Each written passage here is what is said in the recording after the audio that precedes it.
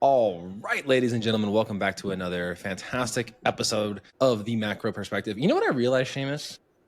That we do the intro as we do the episode, and we say the episode is going to be great, but we really never actually know. But in this case, I do actually know because it's not the first time that we have been podcasting with Jimmy, so we know the conversation is going to be good. And so Jimmy Nutrition. I swear to God, I read your handle every time, and that's like the first place it goes. But I guess people probably do that as well, or maybe it's just my generation. No, it was intentional. Even when I first was like coming up with a name, I thought like, well, I do Jimmy Nutrition spelled like new life, new body, new you.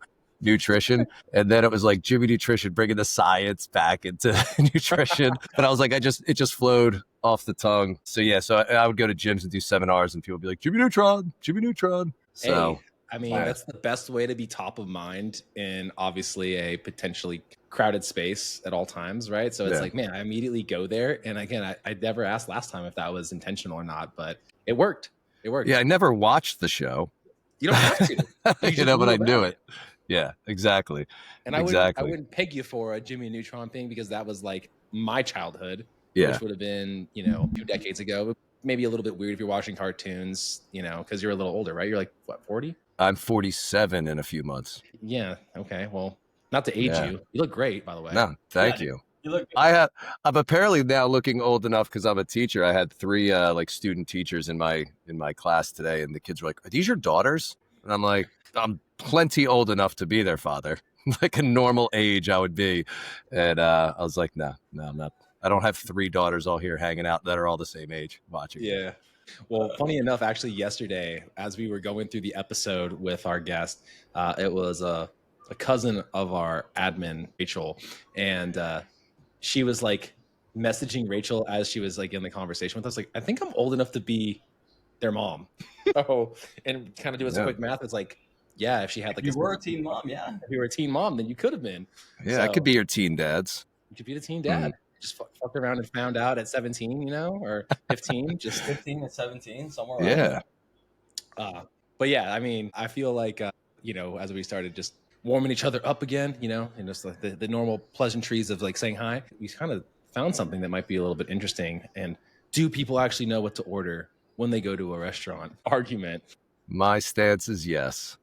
I mean, today you have no excuse, dude. You could take out your phone, take a picture of the menu, drop it into Gemini or the LLM of your choice, and say, hey, these are what I'm looking to do for my macros. Which one should I pick? Like, dude. And then it's just, even if somebody's not even tracking, they know what's a better choice, quote unquote, healthier choice. Now, granted, could there be just as many calories because it's cooked in a bunch of oil and butter and all that kind of stuff as something else that's maybe not as healthy, quote unquote. But if you ask somebody, what's the better meal if you're trying to be healthier? Everybody knows the little entree section, the meat, the veggies, the potato, not the French fries, and the deep fried chicken sandwich. Everybody says hamburger, and I'm like, that's actually a good meal. So I'm going with deep fried chicken sandwich.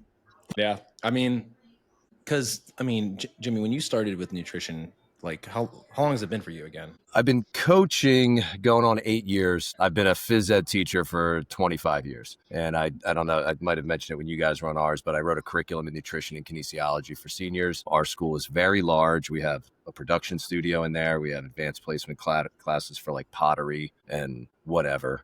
And nothing for people who wanted to get into nutrition, dietetics, personal training, physical therapy, nothing. That is what led to me actually starting the coaching business, was teaching that class and telling them, like, you can be a nutrition coach. And they're like, what the hell is that? Like, it wasn't big in like 2016. It was there. It just wasn't a common thing. Like, you knew what a personal trainer was, but not that. By the end of that first school year, I started a business. It was kind of like to show them that you can. And I had no idea what I was doing. I couldn't keep track of my clients. The business was like coaching clients, but then also like teaching others how to become a coach kind of thing? Yeah, so that class, half the year we spent nutrition. I taught them how to assess and come up with macros for different avatars. And I was really big on when they were prescribing something for a client, they had to explain why they were doing it, because you might have a very different prescription than this person, but you might have a very good logical why for that as the other person does, and they could potentially both be justifiable. There's not a perfect answer, a perfect set of macros, a perfect anything. I always tell my clients or anybody else, it's an experiment. You got to figure out what's working, what's not working. Yeah, there's general guidelines. How old were these people that you're teaching? Like, were they like 17, 18? That is so sick, dude. Marcus and I talk about this all the time. Like, I just did a mentorship call with this girl a few weeks ago. She wants to go into dietetics and everything. I was like, you should probably talk to my wife. But she's like, well, I want to get into personal training. And I was like, oh, okay, perfect. This is a great conversation. I was like, you're 17. You're about to graduate high school. Go literally. Takes 3 weeks. Go get your, personal training cert, right? You go into college. You do a part-time job being a personal trainer. You spend 4 years in your dietetics, program. But as you're doing that, you're creating a roster list of members. You start learning what it means to run a business, customer care, systems. When you're 18 to 22, and then you come out of it with the clientele list, and then you start your dietetics kind of stuff. I was like, she's like, all right, I'm doing that. Yeah. I want to the bugs, And even if they don't build a big client list, I mean, what I would tell kids, it's like, this is your time to gain experience. People are going, especially if you're pursuing something maybe not in college, or even if they are in college, going to college, to compare that, you're spending 4 years in college. You're not making money. You're gaining some kind of experience that will allow you to get a job. So these first 4 years, maybe that you're a personal trainer, you're just gaining experience on the floor to be able to assess and look at movement patterns and see what's working, what's not working. Even if you didn't build something big, you're learning something during that time that will carry you over. Nowadays, with people just getting right into online personal training, they don't have that experience on the floor. I mean, I spent in college, I was a personal trainer. I was the assistant manager to the training department at LA Fitness. I was doing sales. I mean, I learned a ton. That was all experience. It's all experience. And she's 18 now probably and like doing her thing. And then like those 4 years, it's like, and it's cool too, because when you're young, like you get the benefit of a doubt. So like if you're working with other young people, right, they'll kind of give you some slack. If you're working with older people, they're like, well, as a younger person, they're just getting their, they're getting a little bit wet behind the ears on what's going on being a personal trainer. And it's like, it teaches you so much, the customer care, the customer relationship. Those are things that I think when I was getting my degree in exercise science, because I was doing those internships, I was helping run a gym. A lot of the folks that were just book heavy, I was like, yeah, you're reading this on the book, it makes sense. It doesn't make sense in the real world. I'm telling you, like, do this program. Trust me, it's not working, because you don't have the nuance and the wisdom of actually applying it. Yeah. It's wild. Exactly that of what you said is like the book to the experience. That's why because I have a couple master's degrees, and I remember years ago being on somebody's podcast and like, what's more valuable, your certs or like your degree? And I'm like, it does not matter if you have degrees or not. It depends on your intention. And I'd say the same thing even with somebody trying to transform their body. It's like, what's your intention internally? But you could get certs. And if your intention is, I want to learn and understand what's going on, and then you apply it, and then you're willing to mess up and learn through experience, you're going to be great. If you go get a degree, and if your goal is simply to get a degree, you can get a degree and learn nothing. You can get a certification and learn nothing. I mean, precision nutrition is an open book test. That's the baseline for nutrition coaching that most people use. Great book, great information. Some things I might do different, but it's like, doesn't mean you know anything. You had an open book 10-question quiz at the end of each chapter, and you're a certified nutrition coach. My alphabet soup after my name. Dude, yeah. Yeah. Yeah, I've taken multiple certs that were open book. Well, I mean, but yeah. But I think that's what gives the board certification that we have a little more credence, because we had to sit there in this 4-hour test and sweat it out and be around all these like college kids, and we're just like, dude, I haven't been in an environment like this. It's kind of scary in a hot minute. So I was like, that's like the CSSN test. Yeah, that was probably the hardest test I ever took. It was like, it's like timed. They have like cameras on you to see if you're looking at things while you're taking this test online. It was no joke.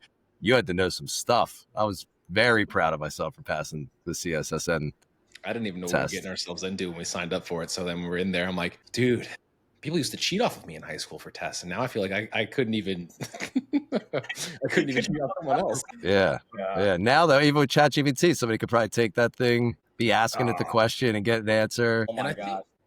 I think that was kind of the hard part of the test, is that there was ambiguity to correct answers. And, there was like always 2 of them that felt pretty good. And actually, because Seamus and I like showed up to a lot of the coaching calls, and we also had like, there's, some mentorship.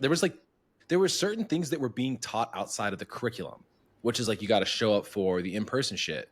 Like you gotta be coachable. And they were like, basically they said, if you default to this type of thought process, right? Like client-led journey, like client focused, chances are that's the more correct answer. And I just defaulted to that for every question because I was like, fuck it, if I get this wrong, then I won't do that next time. At least I know what like my bias was in this coaching application and practice, even though it's not always that way. But yeah, I mean, for you to have sat there and thought about like the thoughtfulness of a curriculum from the beginning all the way to like, again, application of it for seniors. I mean, what a dope class to be taking in senior year when you're fucking off and not doing a whole lot anyways.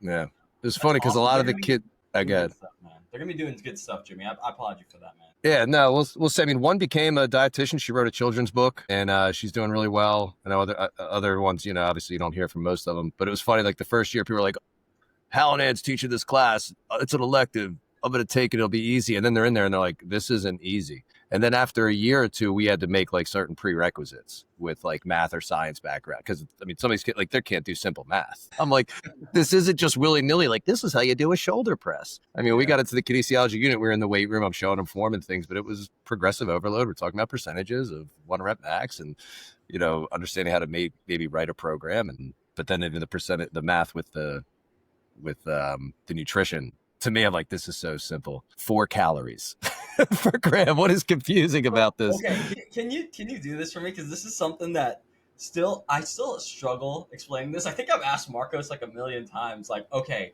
if someone is 150 pounds and they're supposed to get 150 grams of protein or like 150 grams of carbs, what the fuck does 150 grams look like? Because I only think in ounces or in servings. I can't quantify grams in my head. I don't know if I'm stupid. Like the volume of it, or like what is the volume of grams? Like I just go like, because so for example, someone's like, I've had this happen multiple times before where someone was like, all right, Coach Seamus, you want me to have 30 grams of protein, right, per meal. So they take the chicken and they put 30 grams of chicken, and I don't know what it equates to. I gotta look at my weight thing. But like what would 30 grams of protein in chicken equate to in ounces or in grams of chicken? In actual mass. Yeah. I was like, because the chicken has 30 grams of protein, but they're like, well, that's what 4 ounces, 6 ounces of chicken, right? And then they're like, so are we doing grams of chicken or grams of I don't know. Sometimes I get confused by that too. Welcome to America.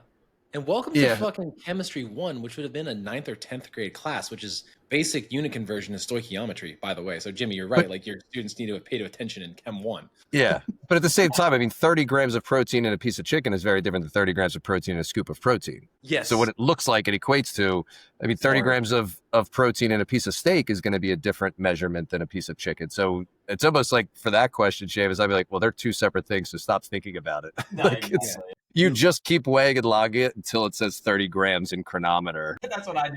I just try to scroll the MyFitnessPal until it says, okay, 6 ounces of chicken. This is roughly it. Well, Seamus, you have ounces of weight and ounces of water, but you're not as confused by fluid ounces and ounces of weight, right? No, I'm not. Well, it's weird too. Like I'll weigh meat in ounces, but then I'll weigh everything else in grams. Like why am I at this point in my life? Why do I? Yeah, like I don't even know how many grams are 4 ounces. 112.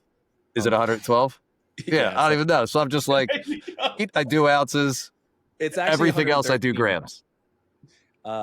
It's 28, like 3.5 grams per ounce, which is weird because of metric system. So I've always done, funny enough, just because I've weighed so much food over the years, I played this game. It's like high low, and I'm just like, which one would I prefer? Which one's easier? And the numbers that I found myself eating more consistently were on the gram. Like I just felt like the numbers look cleaner versus like 5.5 ounces that on the scale. So I was like, let me just go to grams because I just like there being a whole number. Yeah. When I do weigh it in grams, and this is, I think, something where people mess up with their like they're worrying so much. Like I had a 4 ounce piece and there wasn't 30 grams of protein in it. What do I do? And I'm like, just log if 200 grams of ground turkey, see what it says. Oh, I need a little bit more. Add some more. Or another 30 grams of ground turkey. Okay, that got me to 30 grams of whatever. Just be willing to do that. Not, I have my preset portion. I can't change it. Now I didn't hit my number. What do I do? No, it makes sense. I mean, that's a question we get a million times. I feel like so this is something I'm doing with my team right now where we make recommendations from a care plan and it gives macros. And I'm like, macros are like, in my opinion, a little bit semi-advanced because a lot of people actually haven't even got there. I do, even though we talk about precision nutrition, like I do like what they talk about, like servings or like hand portions, because it kind of just helps conceptualize. Hey, look at your palm, don't smack yourself. 5 of those. Can you eat 5 of those for a day? That's probably roughly in the ballpark of the goal. And most people be like, okay. Yeah, and that's where too. It's like going back to what Marcus said, like being client centered. It's learning the client and what they're willing to do and not do. Yeah. And it's the same thing for somebody listening who is the potential client. Like, what are you willing to do and not do? If you're unwilling to weigh, are you willing to at least do a hand portion size and attempt to learn that? That's too confusing. Yeah. Okay, then what are you willing to do? And those conversations people need to have with themselves. They think they're going to hire somebody, get their macros and be like, well, I'm not doing perfect at this. This coach sucks. If only, right? I think, yeah. But I think you had an upper edge actually with teaching kids, like again, like young adults, because they have autonomy. They don't know what they don't know in a sense, right? They're like really at the bottom of that like kind of learning continuum. And you're like, well, what would you do to help get somebody that like seemingly knows nothing about the world be able to do it? And like you just kind of probably found a better way to coach your adults even better because you had to get it through to a 17-year-old kid. Yeah, it's weird. It's a great segue to mindset talk.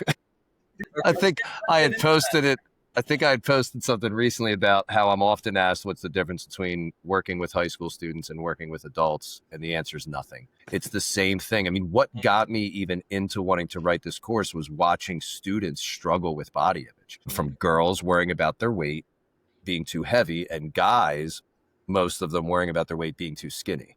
Obviously, there's plenty of guys who wanted to lose body fat, but it's the same struggle. And then when you talk to them about what you got to do, it's the same response, to somebody who's resistant. I don't want to I can't do that or that, whatever it might be. But it was enjoyable to teach high school people. And then when they would bring up stuff, we'd have a fad diet unit and talk about these things. It's fun to just be like, it's all bullshit, guys. And then to get them young, it's like, this is all garbage. And it's like, well, what about this tea detox, the juice detox, the cleanse and all that stuff, to be able to talk to them about it? They're maybe a little bit more open. They're not as conditioned and programmed to think things about it because that's been 20 years of their life doing a fad diet, getting a result, gaining the weight back, doing another fad diet, getting the result. This person's getting this confirmation bias that these fad diets work because every time they do it, they're losing weight. But they're not recognizing how it didn't work because they gained it back. They didn't change their lifestyle.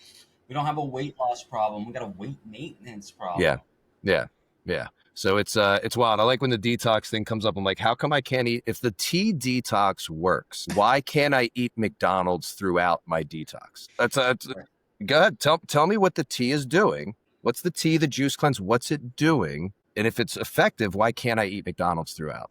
And it's like, well, because the reason it works is because you cut out all that crap. That's the cleanse. That's the detox, is you cut out the toxins for a period of time and allowed your body to do what it had to do. It wasn't the tea ingredients. It wasn't the fact that it was juice or celery or anything like that. Yeah. So that's my argument for tea detox. Those best sellers are out to get you, Jim. The celery diet guy. Yeah. That's great. Yeah, but if you juice it, if you take out all the really good health benefits like the fiber, it does something on a microscope. It's a cellular thing. You don't understand because you don't understand science. It's a cellular thing. You just trust me. Trust me, bro. It's just this one thing you're missing. We're going to take this thing and put a single ingredient, penetrate it down to its most single thing, and Yeah. I almost sold my soul to a red supplement here recently. A red supplement? Yeah, they're like, hey, we need good-looking men to boost this product, but we need to have your name, image, and likeness. We own you for like a year. Will you do it for $500? Absolutely. For a year? No. What red supplement? It should have been like well, same thing. What? Dr. So-and-so from wherever found some magic herb plus like all the proprietary components of reds to make it so that it was basically a dick pill. It was a boner pill in disguise. They're like, you can't make any health claims. And I was like, well, that goes against what you're reading on my page. So like, I'm trying to like discern information in a context that would actually help people understand what's going on. And I was like going through it, and they're like, well, you could probably spin it this way. I was like, nah, I think this conversation's over, They're like, I was like, but right there on the page, even though you're not saying it will do this, like the studies they then linked it to because of that, because like vasodilation leads to better like blood pressure outcomes or whatever. It was like right there, but they like couldn't say it on the page. I'm just like, oh man, the supplement industry, you know, it's like same thing, like the teas and this, that, and the other. And people are like, what do you think of this book? What do you think of that diet? I think that you probably need to, you know, go read research versus that. But like anytime something brings up like something I don't know, a diet, I'm like, I haven't heard of it, but it's probably BS. Yeah. I mean, probably.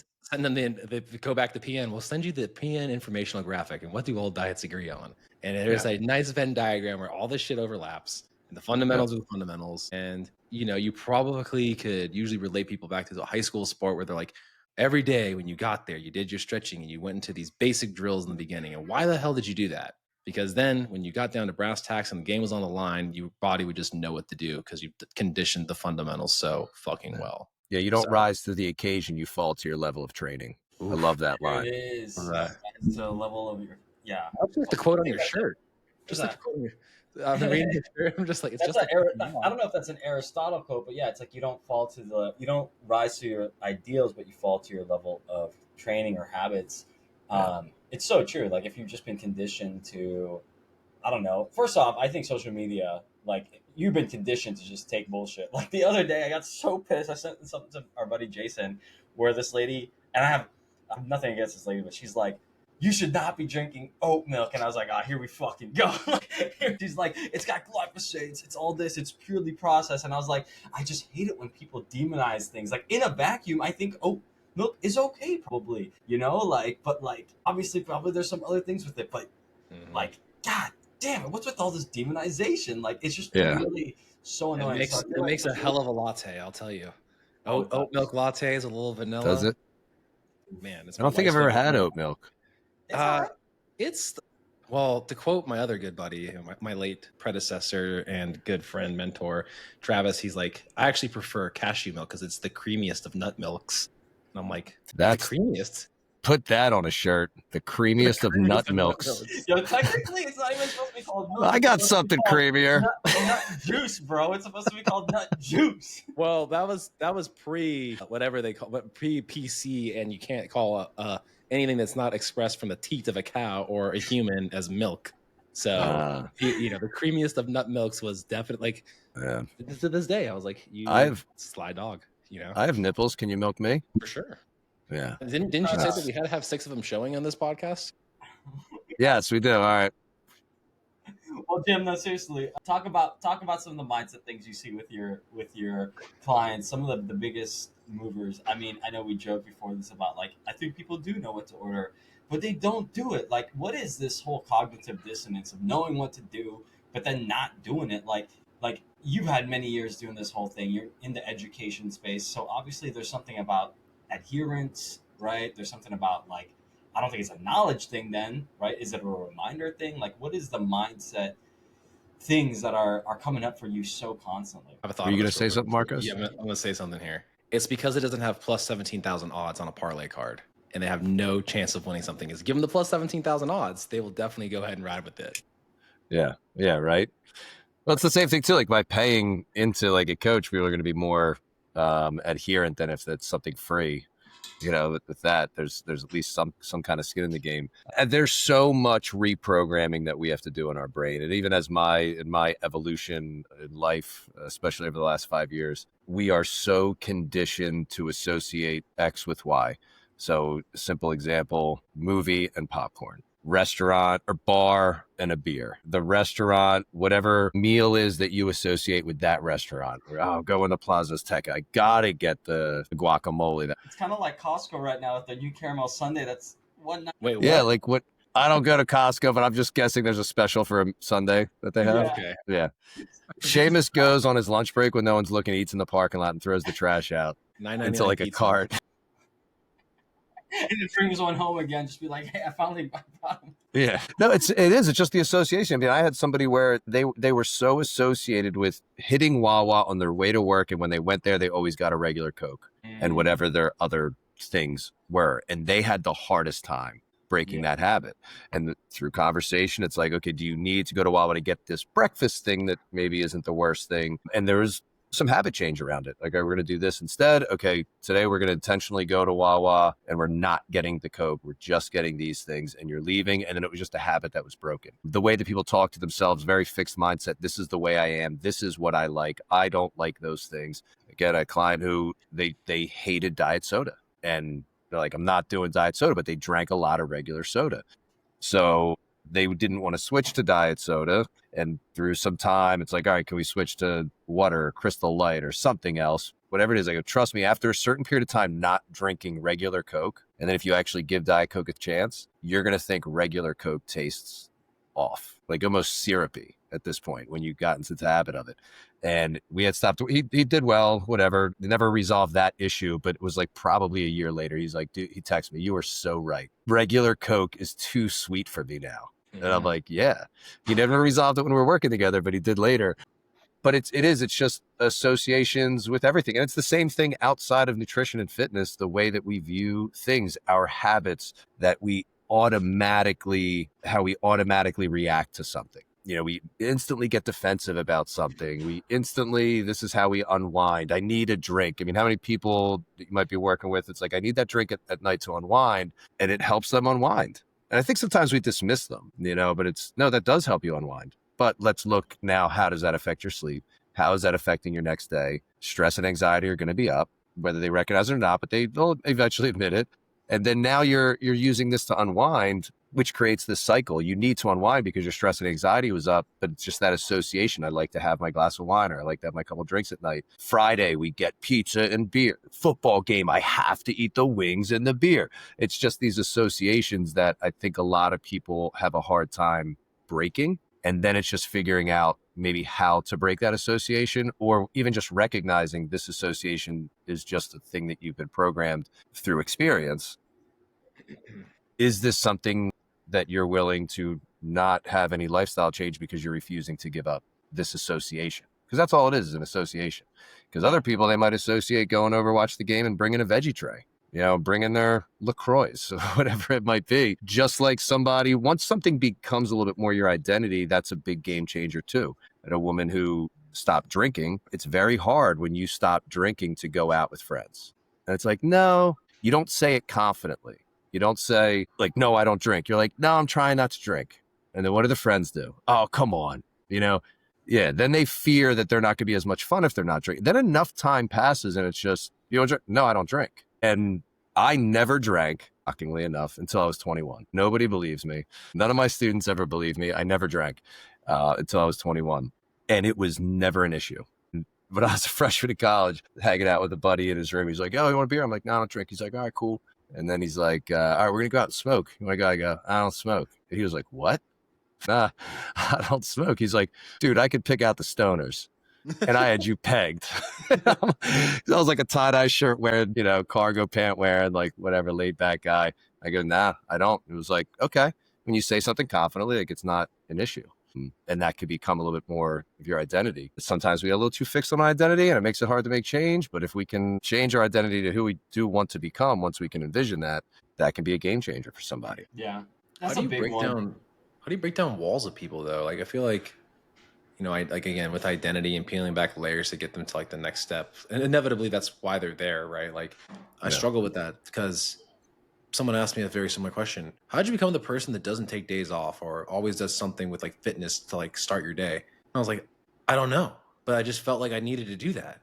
And it's like, seemingly you have it all put together. Like, aren't you like the meme where it's like, you're done, just go home. Like, you don't need to work out anymore. Yeah. Like, but it's like, my work's not done. Like, it's like Kobe Bryant, job ain't finished. Right. Like, like I may have won a day or a week or two, but like, I mean, because everybody's so fixated on longevity, I'm like, dude, I got to win the fucking Olympics when I'm 70. Like, that's the goal now, I guess.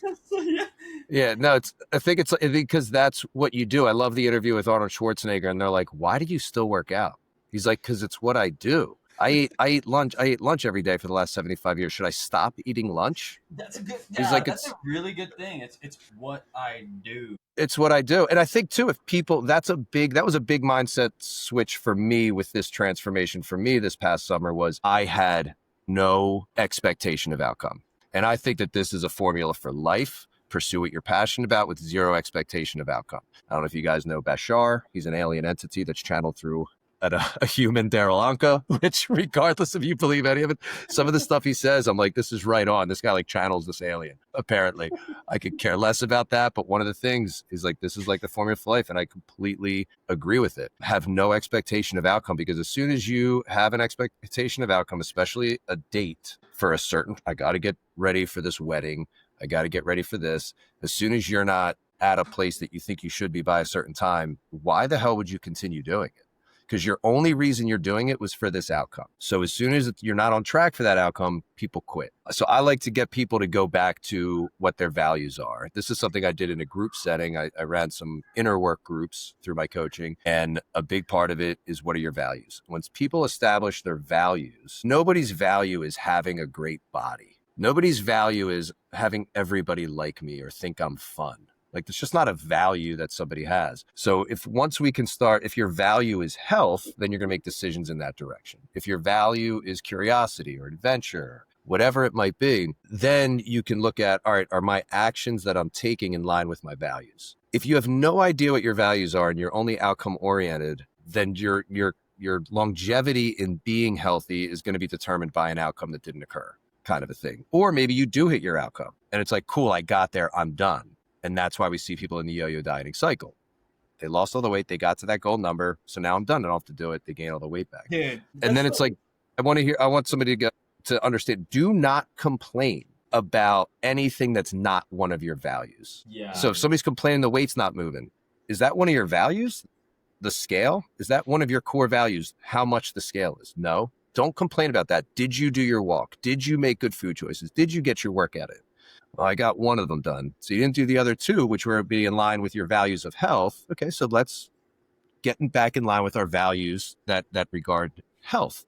That can be a big shift mentally for somebody. This is such a great point. Like this conversation, like it's a great reminder. Like even as a coach, is like we get so fixated on like protocols and outcomes as opposed to like the bigger picture of the values and stepping back and helping someone agree to figure out like what is valuable to them and what is important. Because I think once those are defined, it's easy. And I was just going to say, like, maybe that is like one of the things that did grind my gears when I was coaching people was you meet these personalities and these identity types. You see them all the time where they're just so fixated on the outcome. And you're like, it's crazy because they're so successful elsewhere, maybe like as a parent, as like a professional. But in this domain of health, it's just not a value of theirs. It's just an outcome they're looking for. So they do the challenge with you or they sign up for this time and everything that they're doing, it just seems so aloof, even though they're getting through things. But you could just tell at the end of it, maybe they lose their 20 pounds or 30 pounds. But you're like, yeah, that's not sticking. That's just not sticking. And like, it sucks because it's like you are in a bit of a time crunch with them, but it's you. As a professional, as a person, even myself being reminded, like you got to have those conversations and bring back that point on value. And I think it can be uncomfortable as a coach to start that conversation with a new client. You're like, they hired me for macros and I'm going to start talking about their values. But if you set that ahead of time, listen, we look at fitness. Paula Need talks about this. Ben Mayfield Smith talks about it, that your physical fitness is personal development. So when you're working with me, this is all about personal development through fitness and health. Yeah. So then if somebody just can kind of start thinking about this, no, I want to develop as a human, because everybody knows who's in this and done this, it's who you become through the process. That's the win. It's not what you end up looking like. That's the win. I've said, so look, you say you lose weight, you look great. So you get a compliment. Nobody's going to compliment you for the rest of your life. It's not like every day they're going to be like, hey, just want to remind you, you look great. You look great. They got used to seeing you. Now that you're not getting the compliment, you're not getting the attention for this change. Now, oh crap, I feel empty again inside. Why is that? And then they're battling with like, I can't ever lose this. Then it becomes this obsession. I can't ever lose this. Or they give up being healthy because they got to their goal and they didn't feel the way that they thought they would feel. And some people are so unaligned with their values that like they might be pursuing health, fitness so hardcore that they're not spending time with their family, and then they feel out of alignment. It's like, why am I feeling this way? I'm making healthy decisions, but they're missing time with their family. So again, it goes back to like, hey, I didn't get my workout in. Why? Blah, blah, blah, blah, blah. Okay, it sounds like you had a lot of family obligations, and that's one of your values. Do you regret missing your workout for that? No. Great. Can you get one in tomorrow? Cool. Get it in. So it could be a real good like North Star for people just to start there. Yeah, I never really thought about it like in the value perspective. Maybe that's why I'm like, nobody ever just makes changes for their health. But if they value years of life, quality years of life with their family, then they'll probably change their driver. Yeah. Yeah. Because I mean, if you're just telling somebody, if they're genuine, if they go through a values worksheet, there's plenty of websites out there where you establish your values, and somebody might find out, okay, health isn't a value of mine, and then it's like, okay, do you want it to be? Then that's a different maybe conversation. But a lot of people, obviously, if they were hiring somebody, they're going to end up coming to the conclusion that health is a priority. So it's then just reminding them, then what actions are you taking that are in line with the value of being healthy? Yeah. That's becomes the focus. Then every day is a win. Every day that you made a decision towards your health is a win. Mm-hmm. Period. I want to pause on this or like reiterate this because Marcus and I see that all the time with like biofeedback and just getting feedback from people. And it's like, when I work with members and clients and patients, I always start with wins. We always just start with wins and any opportunities that we could work on that's a struggle. And people like sometimes question that. I'm like, I do that because people are going against themselves and they're the biggest, critic. And I see this all the time and they beat themselves up. And I'm like, that's why I start with the positives, the positive momentum, because you create small wins for people because this process of behavior change, especially let's say, again, back to like a weight loss goal, because that's like easy to conceptualize. It's not going to be a win every single day, but there are many wins across the way. And Marcus and I talk about that with like feedback forms. It's like different ways of finding the W. Okay, cool. Like, were you able to get that workout on? How was your hydration? How was your sleep? Like, if you can win in like 50 different categories, we didn't win in the weight today. That's okay. We won in 50 different places. And I feel like reminding people of that constantly is almost just my job. I'm just like their positive win, like reminder, like, hey, you go.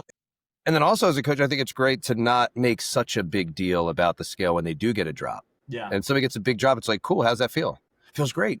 Cool. It looks like we got through a lot of these ups and downs where you feel like we weren't trusting the process. And then you got this result. I remember the scale, you got a big drop. Scale's going to go back up over the next couple of days. Yeah.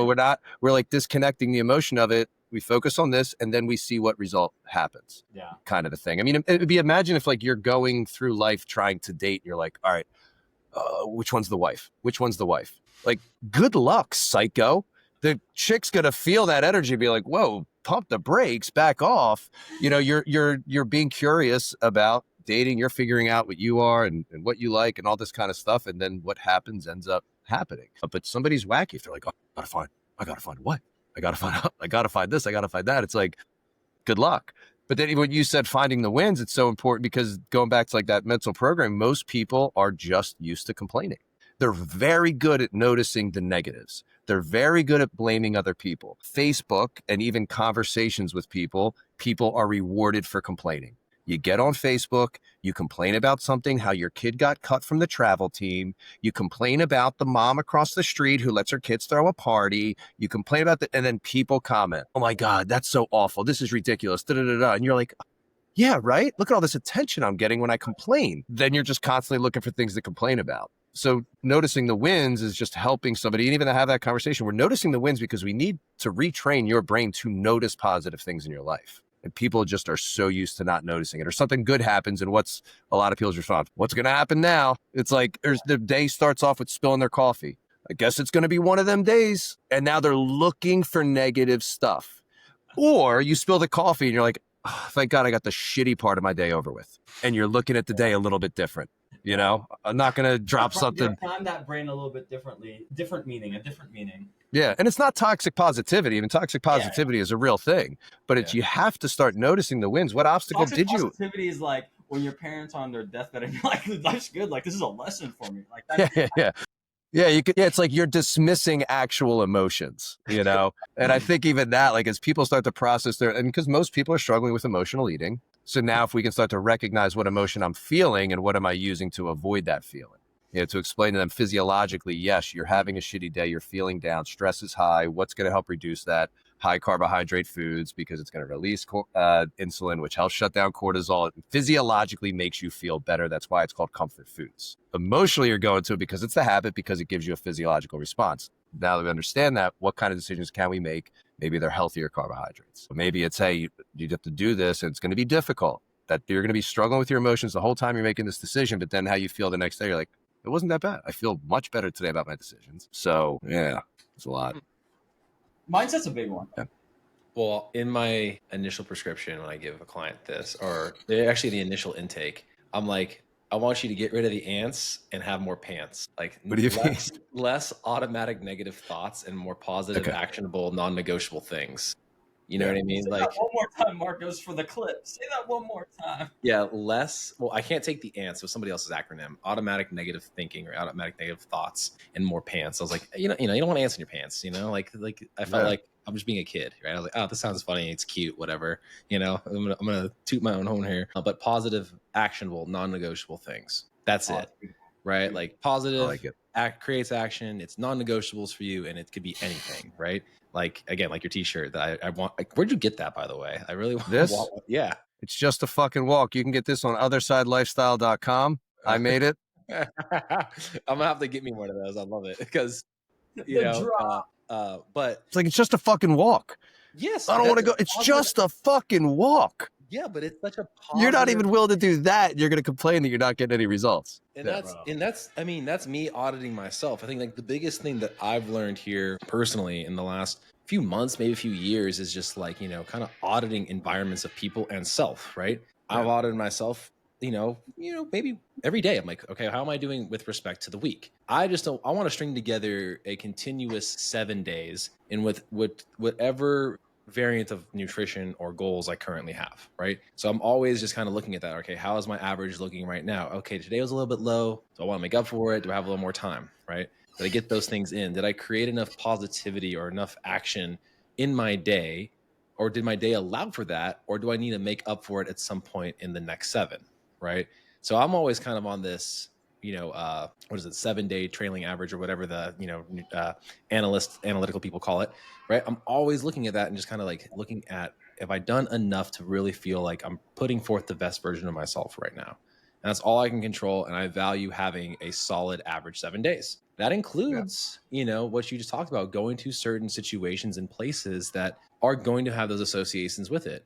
Like Seamus goes to see a movie all the time. He probably doesn't even think about like getting the popcorn and all the shit with it because he's like, I do it every weekend. But for me, it was like 7 years of not going to the theaters with like a young kid and then having a second. And I know you've been through this, Jimmy, right? Like, So I'm like, fuck, when I go to a movie, I want the whole fucking experience. I want fucking Bunch of Crunch like when I was a kid. I want to like eat the whole thing. I want to, except I'm too cheap, so I never buy it there. So I kind of sneak it in. But whatever, I'm going to bring but even then, I'm like, even then, because I have that association like you're talking about, and it like hits home, it's nostalgic. It reminds me of like movies with my grandpa, like shit that was cool, right?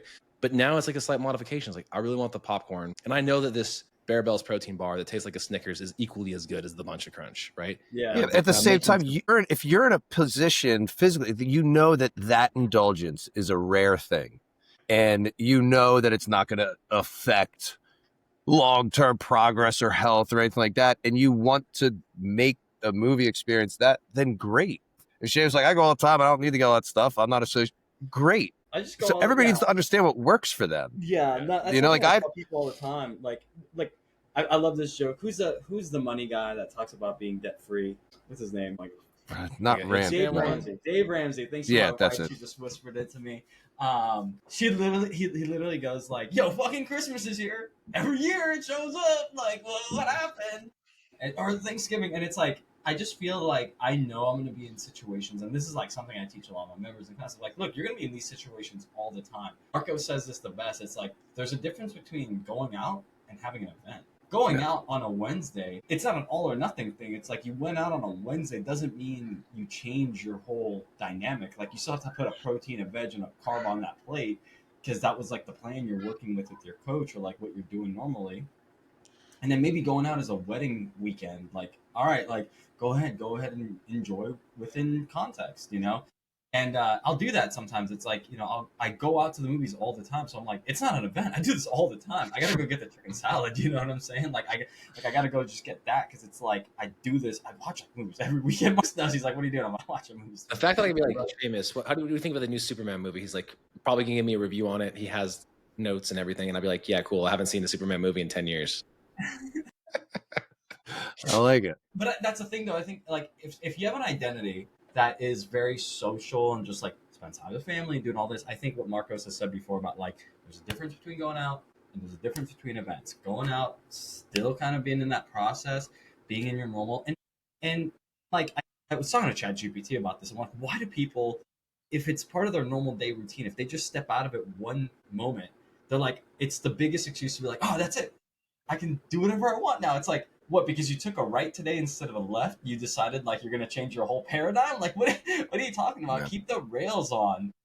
Yeah. I think it's just a reminder, like, yeah, you gotta stay within context, I guess. Yeah. And we're all in different I mean, it took me probably into my 40s before I changed the way I ate on vacation. Like, I don't want to be tired and groggy. I'm not going to drink all day and eat garbage food. I mean, I went with my girlfriend, we got Brussels sprouts and had a drink. I was like, I feel like this. I didn't feel it. Literally, it's like this big ass bowl of Brussels sprouts at this like nice bar restaurant. We were both like, yeah, we can go for some Brussels sprouts. I can't. Bacon and a balsamic glaze. Dude, there wasn't any bacon in it. I forget. It might have had a balsamic glaze or something, but I'm like, it is what it is. And other times, like, I feel like a slice of pizza. But I had a client he was like, I'm not giving up Pizza Fridays with my family. I go, cool, don't. Mm-hmm. And this guy was blown away that he lost the weight that he lost and never missed a Pizza Friday. That's the best feeling right there. Yeah. Which were like, you're like, yeah, this person had dessert every week. Yeah. Yeah. Like, I can't believe I had dessert every week. It's like, what does it have to do with the dessert particularly? Like, it has barely anything to do with that dessert. It's about just the context of how you've been winning this whole time. That dessert could stay there the whole time.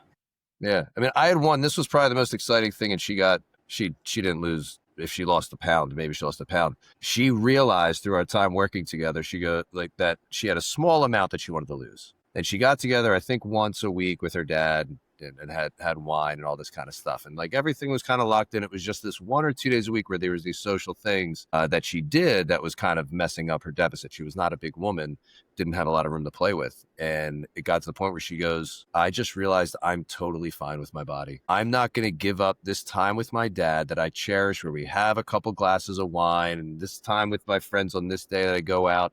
And I've just realized, like, this is crazy that I'm not accepting my body, because she looked great. But it was that typical, just that 5 pounds, that little pooch. She's like, fuck this, I'm crushing it. I'm in the gym, I'm working out, I'm eating healthy, and I enjoy my wine with my dad. She goes, I'm happy. I'm like, that's awesome. We're done here.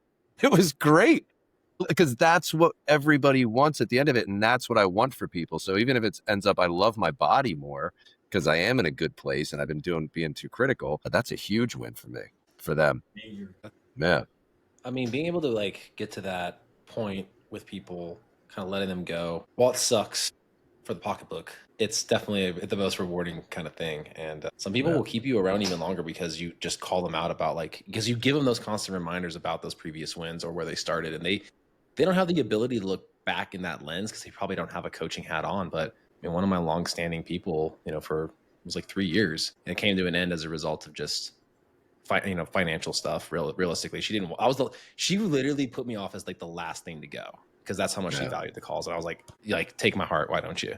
She's probably listening. She's probably still actually listening to the podcast, Seamus, which is cool. So it's she's like, still getting a parasocial relationship, still getting coached by you. She still is. And so I look back and I was like, when we started, do you remember that you had a 2 as your starting digit, as your weight, and you've kept that off and have not gone back in over 3 years, and you were still making progress. Like your progress is still like, it's there. It's just not as like maybe exponential as it was in the beginning. It's like kind of reaching that logarithmic part where it's like, you got to be really tight for a long period of time to kind of get to that last little bit. And there's quite a few of those people that I've worked with, and the ability to put that hat on and let people constantly remind them, like, remember when you started, remember when you didn't have all those habits in line, how it took a year for us to really establish the walking rhythm, right? The training consistency to now where you're being with the coach and you're making these strides in the right direction, and I think it's so hard because they're, like you just said, they have this objective number they really want to get to. They were so close to it.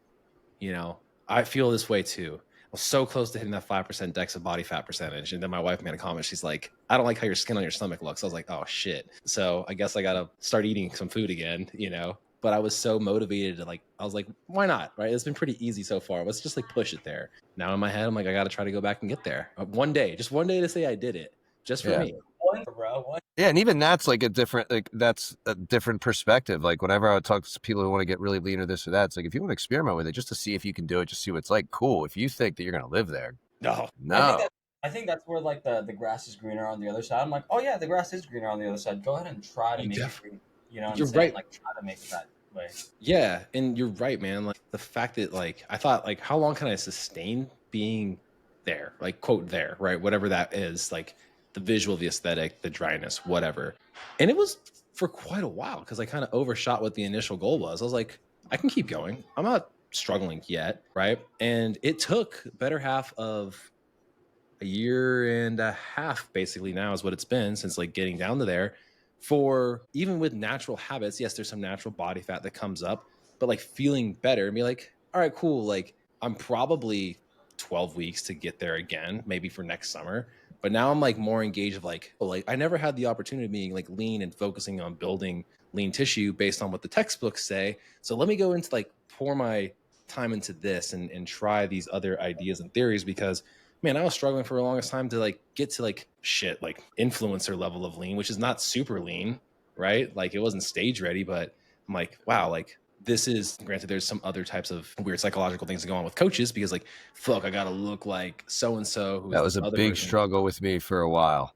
Dude. Of like, even when I looked good, like I didn't want to take my shirt off in front of people because I'm thinking they're going to think I should look better. Yeah. You know, I always stored at my love handles and I'd always have them. There was only a couple times in my life as an adult where they were basically gone. But yeah, that image and it's getting older's nice. Bro, it's fucking it messes with you. I feel like there's like conversations in your head where you're like, yeah, like why should I buy from this guy? He's not that lean. And it's like, well, first off, you should buy from me because you aren't even that lean yourself. Yeah. Like, you're talking to me because you're like triple not as lean, but like, yeah, you know, it's hard sometimes. I think, yeah, as the coach's head is also like, what is it they say, Marcos? You actually only need to know this much more than someone that you're helping out actually to get great results. You know, you don't need to be. That's what I was saying when you were referring to like the young trainer, 18, and like they don't know anything. It's like, you know more than the person hiring you. I said that to every coach and they're like dealing with imposter syndrome. Like, you know more than the person hiring you. That's all you have to worry about right now. You know more than them.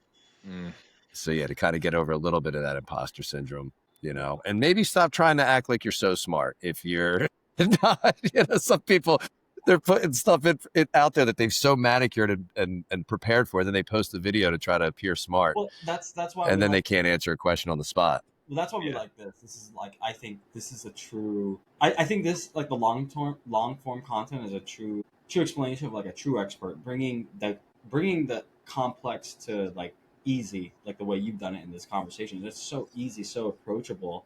Yeah, we could talk about the percentages and we could talk about the textbook definitions. Like you probably could. Like it's easy, but it's also like, what's the point? Because so I know a few things. I think that's why with like certifications and degrees, like, yes, there's certain degrees that get you in certain doors and that get you in certain places because you obviously need those credentials. But when it comes to health, like the type of health we're talking about, like these conversations, actually, I think an expert is someone that can approach it in a more calm way and just make it more actionable. That's what I think an expert is, that can distill it and be like, here's the most practical way to think about this, you know? And we have something that ChatGPT and LLMs will never have, and that's human experience and anecdotal wisdom that, again, if to the best ability of any of the best LLMs, they have to parse data. And we know the data can be imperfect or it's in a fixed window of time. Like most nutritional studies or fitness related studies are 12 to 16 weeks in length with small cohorts. And it's a really hard thing to be like extrapolated. College kid that needs money. Yeah. But this is where I think that, you know, potentially some of the biggest mechanistic studies that are more like ad libitum based eating studies will be utilizing some technologies from like Meta or whatever glasses that you would choose, because you literally can be recording your awake days to like actually see what people are consuming even though so you I bet you we can get the estimation of people's like eating to this level where we can have a better understanding of what's going on and actually be like, hey, guess what? Instead of eating like an asshole where you're normally consuming 4,200 calories per day, it's like we can drop it to 37. And like, that's like, instead of like people going to 2,200, whatever that number is. So I can't. At the end of I think it's like the number one predictor for longevity is your relationships. It's either number one or number two. Yeah. Sean Pastuch, if you guys know Dr. Sean Pastuch, he just posted today 7 prompts on ChatGPT that would to basically have them be your nutrition coach. And he gives the 7 prompts of like how to get ChatGPT to write grocery list, everything based on your goals. How often do you want me to upload pictures or this or that to get and it was this great 7-step prompt. And I go to the comments to write, bad coaches will be panicking. And I see one person comment, I expect more from you than this. Because they didn't get what he was saying, as far as I'm concerned. But I'm like, bad coaches who don't know how to connect at some level with their client, they're going to panic because ChatGPT will replace them. But we're all craving connection. And even that, the people that are struggling with getting healthy, where are your connections? Do you have connections with people that have a similar goal of being healthier? If all your connections are the people that are doing the bonfire barbecue and the happy hours, we crave connection. So now they're afraid they're going to lose that connection if they cut that stuff out. I saw a Facebook post about a woman trying to get in like a community page, trying to get a walking club going. I was blown away. And I'm like, and this is just people have such a lack of self-awareness. She had like midday, like during the week, late morning. These are the times she's going to meet at the park, women only, walk together through the park. The amount of comments that said, oh, are you doing anything on the weekend? If it was on the weekend, I'd go. Totally expected to see comments like that. Not one person said, hey, sounds like a lot of us want to do this on the weekend. Let's meet up. So everybody was commenting, wanting this person who's trying to organize a walk to organize it when it worked for them, instead of taking the initiative to organize exactly what they were looking for, because they were like maybe afraid or whatever. So knowing that people want human connection, what connection are you making with people who are also doing a healthy lifestyle? And if they're not, can you be the person to initiate that? We know it's Prime contagious. Movers, man. Prime movers, dude. Yeah. So yeah, find connections there. And that's why places like CrossFit and everything else did so well, because it was the community. It's community, man. Marcus always, I go back to this every single day. Well, yeah. And community became such a big deal with CrossFit that they actually put it back into their fitness in 100 words. I think they revised it to include that because, I mean, like you just said, hey, here's 7 prompts to have ChatGPT, but then it still puts the onus on you to then engage with, AI, which again, like I have a hard time putting my shoes on some mornings or, wanting to, I heard that, or even just like signing into my Gmail because it logged me out. That's where my work exists. That's why I make a living. So you can really I think these people are going off, losing their minds, shooting up schools and stuff. They have no connection. They're on freaking computers with false connection. Well, that's the thing, man. I feel like this is a bigger conversation, but like connection, like is that thing. Relationships is that thing where people call you out. It's accountability, but like in a loving way. Like that's why, like in Sardinia, they lived to so long. But like it's also because if you have relationships in these different ethnic cultures, it's like the kids and the grandkids are telling grandma and grandpa, like, hey, do something. They're keeping the older around, like, do something. Like, there's a purpose again for you, even at this older age. Is that happening in the U.S.? Is that why U.S., No, nuclear family doesn't exist, dude. You already know this. Exactly. That's what they wanted all along, my friend. That's what they want. They want to destroy the nuclear family so that they can brainwash us, make us weak, and follow their ways. Exactly. How do you avoid that? Do the carnivore diet. 2.0 this time, though, Jimmy. 2.0. We're doing mango. We're doing mango. I'll have to find the post. This is a last aside, and then we can wrap shit up here. This has been fun. I mean, we can keep going riffing, but I know. Seamus, I saw this post, and my feed is flooded with Pokemon. Jimmy, like an unhealthy amount of like Pokemon, ironically, but it led to this like tangential thing that was like describing relationships or getting or bagging a girl is like going through a Pokemon world. And I'll have to find it and send it to you on Instagram because it was such a, like, the guy's like, God, not anecdote, like metaphors, Jesus, that he was doing with these comparison tools of like the game of life and bagging the next girl. And then how you just said that particular thing, like that's what they wanted all along with things being disbanded, related to this like to a video game, and I was like, okay, this mainly the reason why it's all on my feed is because my son. We had an instance we were watching. Yeah, well, also too, I like playing little games, like. But he was talking about like the challenge and the perspective of leveling up, and like that's what they want you to do. They want you to get it. Like you get so used to win in this game, you got to go away. Right, you gotta break away from that. You get your freedom, and from your freedom, you have the ability to go do everything. And then you never look back at that, the thing that raised you. Where if you look back over the years as to why so many people may have been so successful, was they did have the family to kind of go back to, and that support system to uplift them. So I mean, to me, I'm like, okay, the one thing that probably makes the most sense, I think that led down, has some real scrolling. It led to this next thing, and it was talking about like the relationships of the nuclear family leading into generational wealth, right? Like they're tricking you as to like, hey, like best way to kind of get started in your next phase when you actually need money is to have that tie to those people that probably amass something in their later years, because your highest earning years are, towards the end. Every parent's goal is to really pass on whatever they can to the people that they birthed. So, I mean, yeah. Know your roots. Know your roots. Know your values. Know your values. Exactly. And get a good life insurance policy so your kiddos will be set up. I got a mill. Got a 529. Not gonna go very far with inflation. I got a 20-year mill and 100,000 lifelong. Let's go. That's but then the Roth IRA, the 403B. Yeah, whatever. Well, you got that government pension because you're a teacher. I do.